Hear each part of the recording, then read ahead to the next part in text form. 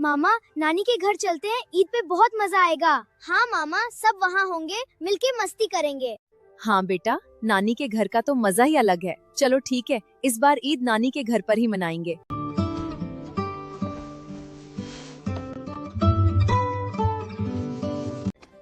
बेटा ये भी रख दो, जल्दी करो। मामा कब तक जाना है नानी के घर? पैकिंग हो गई? हाँ बेटा, पैकिंग हो गई है। आज शाम को ही हम नानी के घर जा रहे हैं।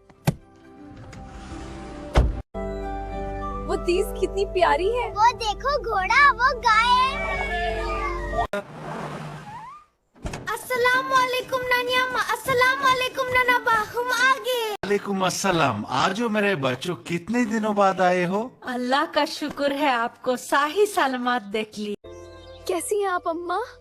आपको बहुत याद किया हमने।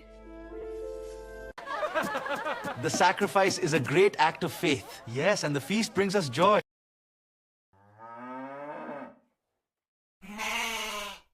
नाना अब्बा, नानी अम्मा, ईद मुबारक। सबने ईदी दे दी, अब आपकी बारी है।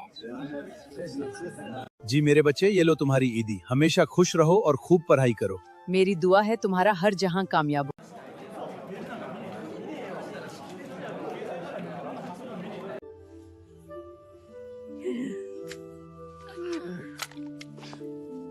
और ये मेरी प्यारी नवासी के लिए एक छोटी सी गुड़िया। और मेरा प्यारा नवासे के लिए ये खिलौना खा।